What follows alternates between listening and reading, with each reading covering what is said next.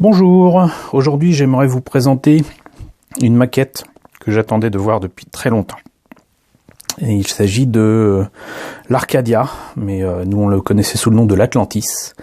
Puis pas n'importe quel Atlantis, l'Atlantis bleu, qui n'a pas la figure de proue en forme de crâne de pirate.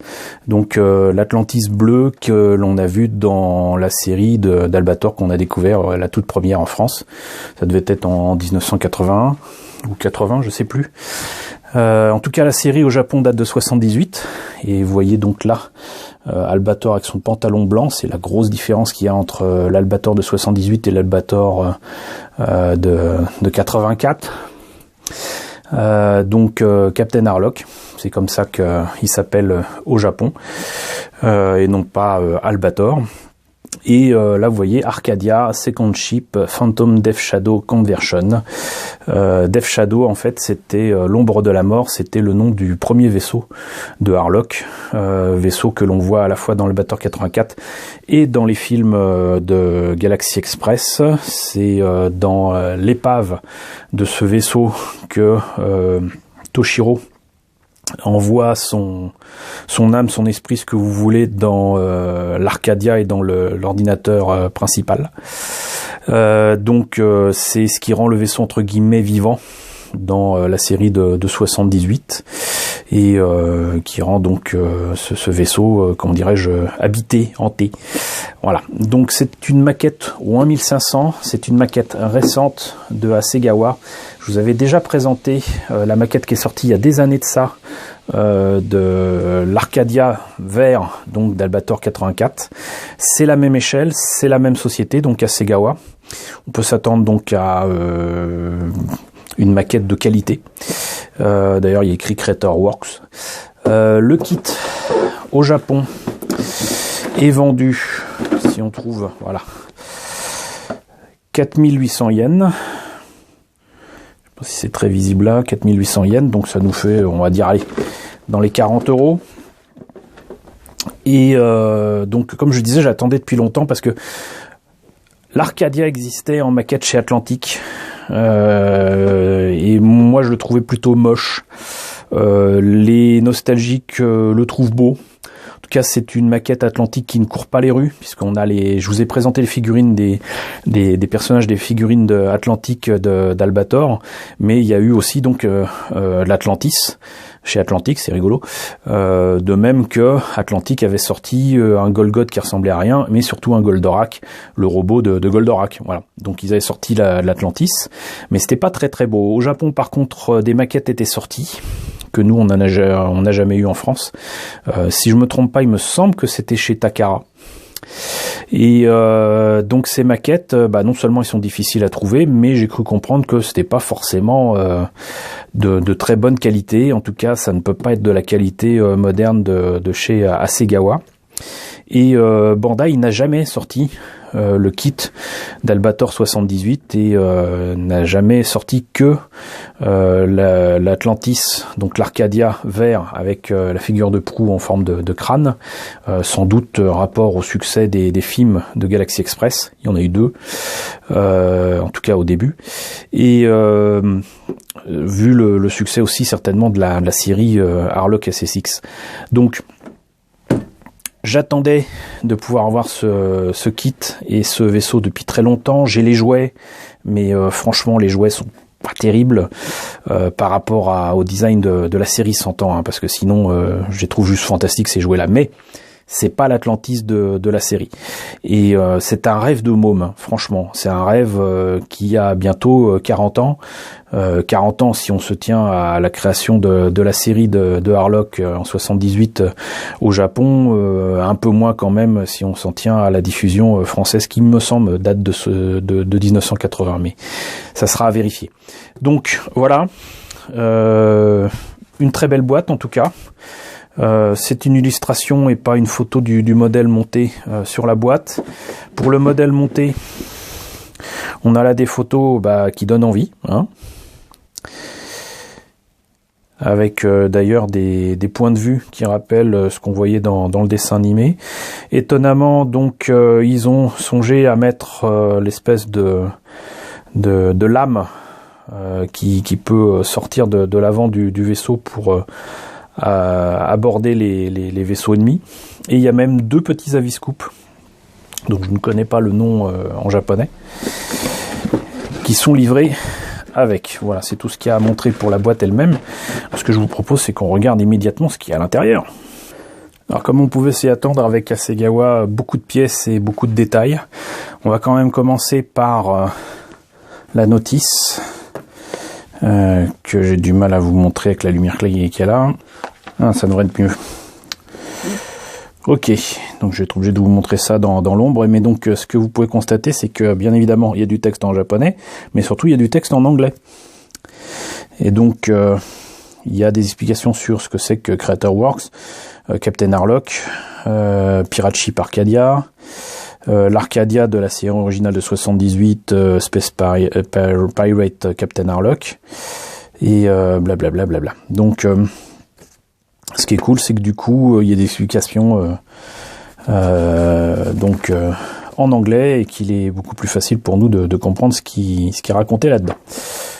Fort belle photo du modèle monté qui a certainement servi de base pour l'illustration de la boîte. Hein. Les pièces en présence. Alors vous savez, moi j'aime bien récupérer des pièces en trop. Bah là c'est pas le cas, sauf pour la partie socle, qui est certainement reprise de l'Arcadia vert et qui pourra m'être utile pour certains projets. Alors, apparemment, on commence par l'avant du vaisseau. Et certainement un truc un peu compliqué à faire, savoir le placement des espèces de dorures qu'il y a ici à l'avant, qui peuvent se faire soit à la main, soit avec des décalcos, mais on verra ça tout à l'heure. Donc le reste du vaisseau, là, ça me semble un peu complexe à suivre, mais là visiblement, alors si ça voulait bien rester correctement, donc c'est toute la partie avant du vaisseau. On y va par section visiblement. Là il y a une espèce d'entrée d'air à l'avant de l'Arcadia. Ici on a carrément la cabine qui est faite avec des pièces transparentes, donc on peut éclairer à l'intérieur si on veut. Les ailes. Ensuite là visiblement les réacteurs. Beaucoup de détails à rajouter dessus, dont les crânes qui sont pas à peindre en tout cas, mais qui sont carrément en blanc. Pas mal d'antennes, pas mal j'allais dire des haubans, mais voilà. Les kiosques aussi, avec la passerelle, etc. Les canons. J'observe que ce vaisseau est quand même beaucoup moins armé que l'Arcadia vert. Hein. Il a que 2 canons principaux. L'Arcadia vert, on a au moins 3, et je crois même qu'il y a une version en maquette de chez Hasegawa qui en montre 4. Donc là, ça c'est la partie que j'adore, c'est que avec les Japonais, il y a souvent des trucs en couleur, et là, bon, on n'est pas déçu parce qu'on a le vaisseau sous toutes les coutures. C'est là qu'on voit qu'ils ont vraiment respecté le design original. Si vous revoyez le générique de la série, ben on n'en est pas loin, quoi. Hein. Pas loin du tout. Ce qui est pas évident parce qu'en fait entre les dessins et on va dire la licence artistique, les libertés prises au niveau des perspectives, notamment par Leiji Matsumoto, obtenir ça au final, c'est quand même particulier. Par exemple là, si je me fiais aux jouets, j'aurais pas vu l'avant comme ça, je l'aurais vu plus carré. Et ça beaucoup plus petit, mais avec la perspective, en fait, ce truc-là semble plus grand alors qu'il ne l'est pas. Et ça, alors ça, c'est pas terrible par contre, c'est le truc à découper pour faire le pavillon noir à mettre sur la maquette. Donc moi, je conseille plutôt de scanner ou de photocopier cet élément-là. Ça sera quand même largement plus sympa. Donc ça, c'est pour la notice.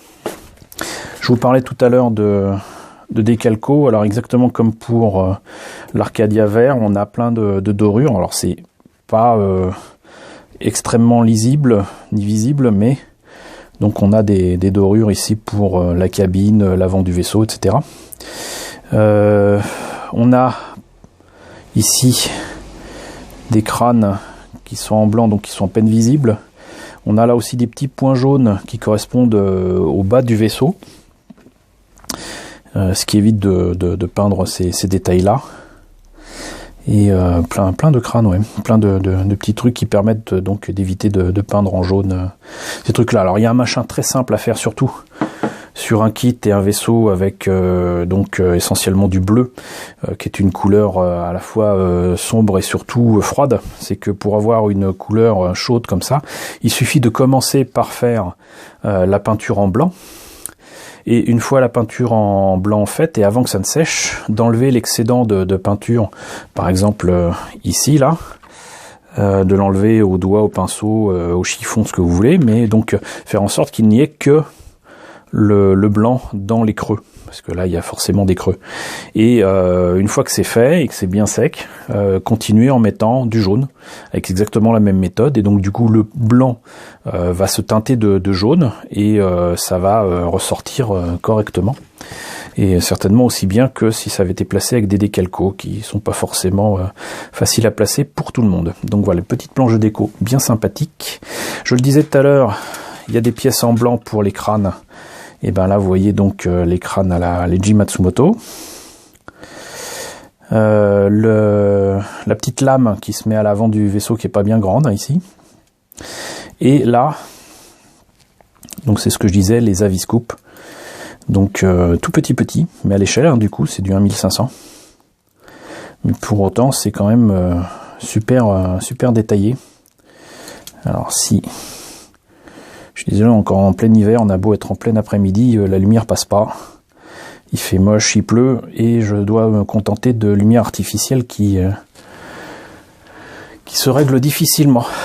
Donc, vous l'aurez compris, on a très peu de pièces qui ne sont pas de la couleur générale de la maquette, mais ça prouve que c'est une maquette récente, puisque ceux qui ne veulent pas peindre peuvent ne pas peindre, puisque même là, cette partie-là qui correspond donc... au bout de l'aile ici, sont déjà en rouge. Ce qui doit être en bleu est dans le bleu de la bonne couleur, hein. Donc pour vous donner un petit peu une idée de la qualité des pièces et des détails, on a là quand même des pièces ultra détaillées, quoi. On en a deux identiques, c'est pas la peine que je vous remontre ça, mais là par exemple, voilà. Ça c'est là-dessous qu'il y a l'ordinateur central. Et là, une partie je crois sinon de la cabine. Voilà. Même les entrées d'air sont absolument magnifiques, et pour faire mieux, il faudrait carrément que ce soit en creux à l'intérieur. Mais voilà, je vois de superbes détails là. C'est juste magnifique. Absolument magnifique. Et moi qui rêvais de l'avoir depuis, je vous dis, presque 40 ans, c'est un rêve devenu réalité. Donc là, par contre, on a un bleu un peu plus clair. Alors si vous le montez tel quel, ça sera pas mal, mais ça fera quand même vachement jouet, hein.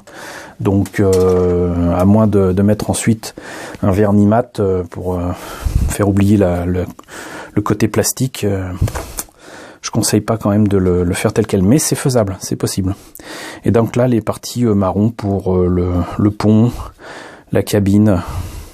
Là, vous voyez, limite, vous avez toutes les lames de bois.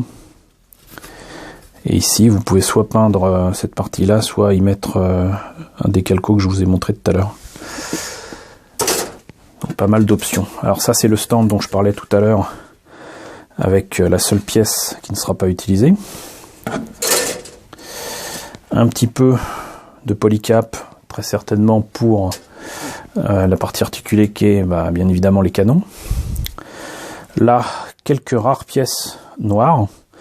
Alors là, j'ai du mal à comprendre parce que le drapeau est petit par rapport à ce qu'il y avait dans la notice de montage. Alors peut-être qu'il faut réduire le truc. J'ai pas lu.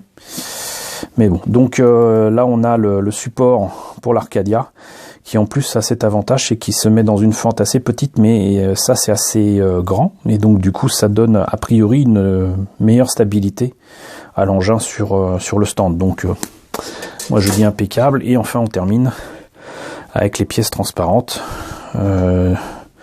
donc de la cabine. Ici même des espèces de petits lampions qui se mettent à l'arrière des galions et des vaisseaux pirates, hein, même dans Pirates des Caraïbes vous avez ça. Et donc si vous mettez de la lumière derrière, bah ça forcément ça sera éclairé. Voilà, donc oups, on va remettre un petit peu de lumière quand même. Voilà ce qu'il en est donc pour cette maquette de l'Arcadia alias l'Atlantis en France, d'Albator alias Captain Harlock au Japon. Superbe maquette donc au 1500 de chez Hasegawa. La maquette est encore disponible au Japon, vous pouvez commander ça sur différents sites. C'est une maquette, si vous aimez Albator, que je vous conseille fortement, parce que vous pouvez trouver des jouets, je vais pas dire facilement, mais vous pouvez trouver des jouets, des vaisseaux, que ce soit d'Albator 84 ou d'Albator 78, mais je pense que ça ne vaudra jamais les détails et la finesse de ce genre de maquette. Et franchement, pour moi, très clairement, ça vaut le coup. Voilà, donc vous savez tout ce qu'il y a à savoir sur ce kit que je suis bien content d'avoir enfin. Merci en tout cas de suivre mes vidéos, vous êtes de plus en plus nombreux. On a dépassé les 1000 abonnés il y a pas très longtemps. Et c'est vraiment super cool. Donc voilà, j'espère en tout cas que cette présentation vous aura plu. N'hésitez pas à liker, n'hésitez pas à partager, parce qu'on sera jamais assez nombreux pour propager la bonne parole autour des maquettes. Et n'hésitez surtout pas à vous abonner si ce n'est pas déjà le cas, et je vous retrouve très bientôt pour la présentation de nouvelles maquettes d'Albator, parce que j'en ai très certainement d'autres à vous présenter. À bientôt.